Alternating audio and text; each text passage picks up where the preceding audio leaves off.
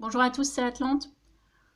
Aujourd'hui, j'ai été inspirée par le récent voyage de Macron au Liban. Alors, comme vous le savez, au Liban, il y a eu des explosions dans la capitale, hein, Beyrouth, qui a à peu près complètement détruit cette ville, hein. Voilà, donc quelque chose de frappant a été la réaction immédiate de Macron vis-à-vis du Liban. Alors certes, il y a une amitié franco-libanaise, hein, on va pas, je veux dire ça, on conteste pas, ça fait même partie de ces amitiés que notre peuple puisse avoir avec d'autres peuples, hein, et a fortiori d'autres peuples extra-européens. Alors c'est un peu le propos de cette vidéo, c'est que finalement, Macron, tout comme son prédécesseur d'ailleurs, me donne l'impression, et je pense que j'ai raison, me donne l'impression que l'Union européenne, c'est un vêtement trop petit pour la France par essence. Voilà. Et effectivement, la réaction un peu pavlovienne qu'il a eue, un peu qui s'inscrit dans une certaine tradition française, a été un aveu de cela. Alors je m'explique. Macron n'a pas réagi en tant que membre de l'Union européenne, il a bien réagi en tant que président de la France. Ok. Donc c'est très important.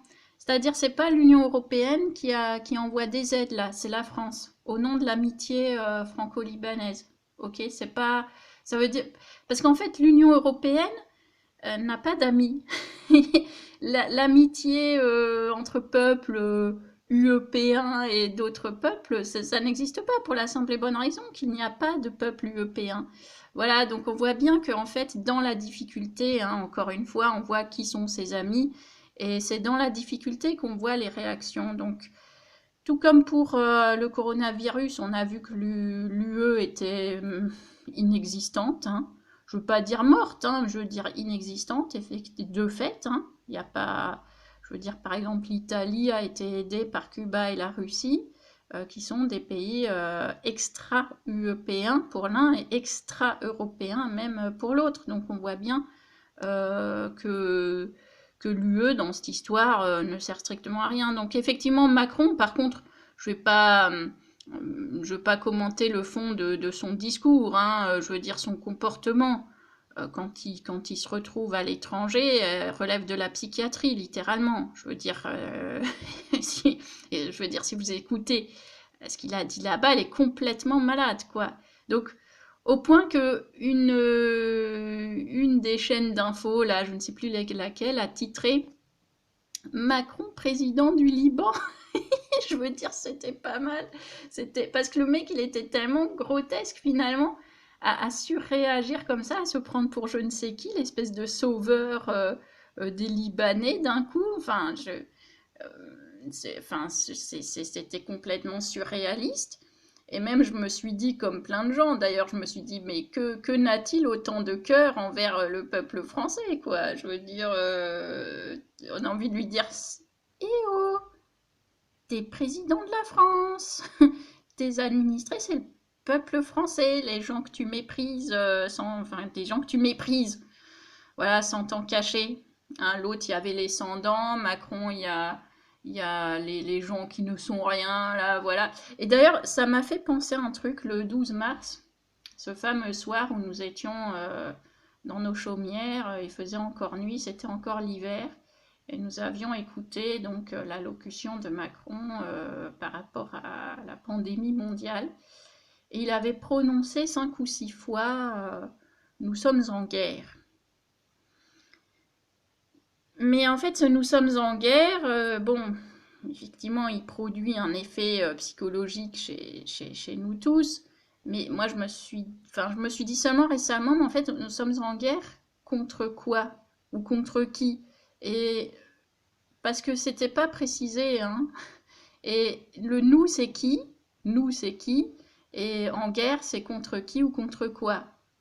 Voilà. Moi, je pense que au fond, Macron, c'est quelqu'un qui aurait envie finalement d'être président de la France, mais qui est empêché de l'être par tout un tas de forces voilà, incapacitantes, hein, dont l'Union européenne.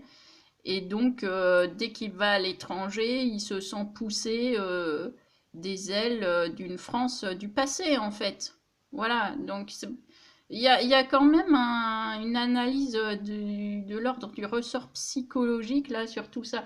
Du coup, j'en arrive effectivement à la conclusion, laquelle c'est que, bon, il faut impérativement sortir de cette Union européenne qui nous incapacite, quoi, en fait. Hein. On donne des milliards et des milliards on fera une vidéo spéciale là-dessus, à cette Union européenne qui, en fait, est comment dire, une succession de strates. Hein. C'est un millefeuille, non pas administratif, mais c'est un millefeuille corruptionnel. Je veux dire, par exemple, quand on donne 10 milliards d'euros à l'Union européenne et qu'on en bénéficie que de 1, c'est pas la même chose que de donner 9 milliards. Enfin, on fera une vidéo là-dessus. Hein. En fait, on donne de l'argent, c'est même pas de l'investissement, c'est on donne de l'argent pur et dur à l'Union européenne. Et on ne sait pas pourquoi, et les gens ne savent pas, et enfin voilà, c'est un truc de fou cette Union Européenne, c'est un truc complètement cinglé.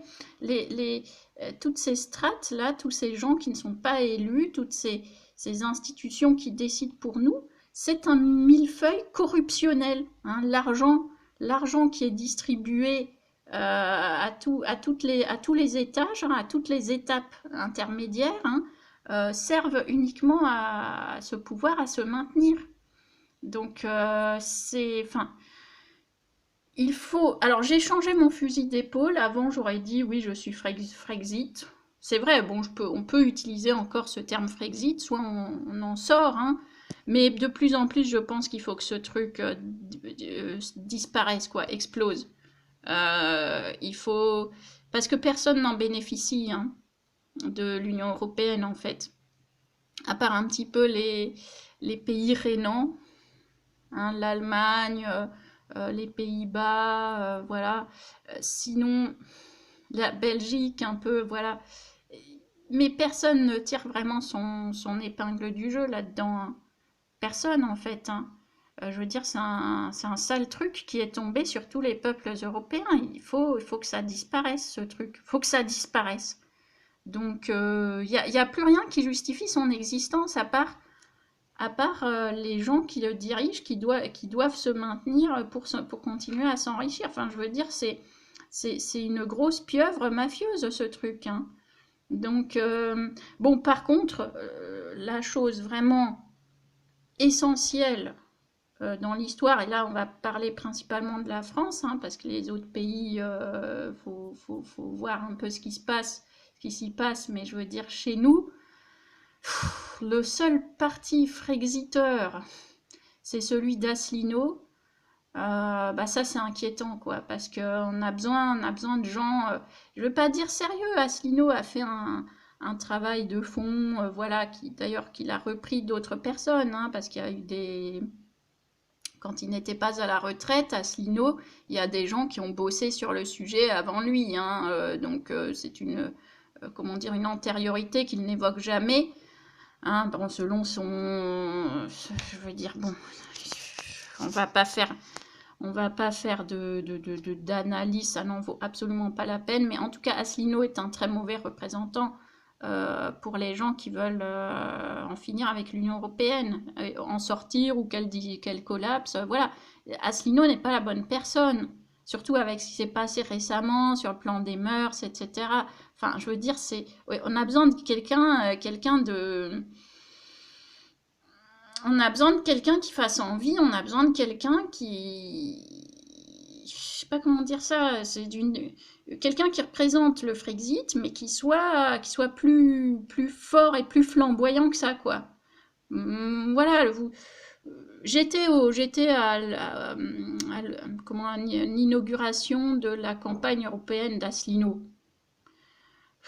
J'en suis sortie, j'ai eu un seul sentiment, c'est le sentiment de pitié, quoi. Et bon, c'est le pire sentiment qui puisse exister, j'ai eu pitié, voilà. Donc, non, il faut... Alors là, il s'est fait réélire dans son micro-parti par par ses adeptes de ces moutons là qui le soutiennent coûte que coûte. Bon, c'est pas avec ça, qu'on va progresser, quoi, hein. Il faut autre chose, hein. Bon, voilà. Donc, continuez à vous informer, regardez la vérité en face. Ça qui est important, c'est arrêter de prendre vos désirs pour des réalités, hein. Regardez la réalité en face. C'est quand même pas si compliqué. On n'est pas seul, hein, voilà. Ça peut être flippant dans un premier temps, mais on n'est pas seul. C'est pas si compliqué. Hein, alors que prendre ses désirs pour la réalité, c'est une forme de lâcheté. Enfin, je veux dire, à un moment, on en revient toujours à la même chose. Est-ce qu'on est un homme ou est-ce qu'on n'en est pas, avec un grand H? C'est tout. Donc, l'Union européenne, il faut sortir au plus vite de ce machin, et il faut le dire. Il faut le dire à tout le monde maintenant.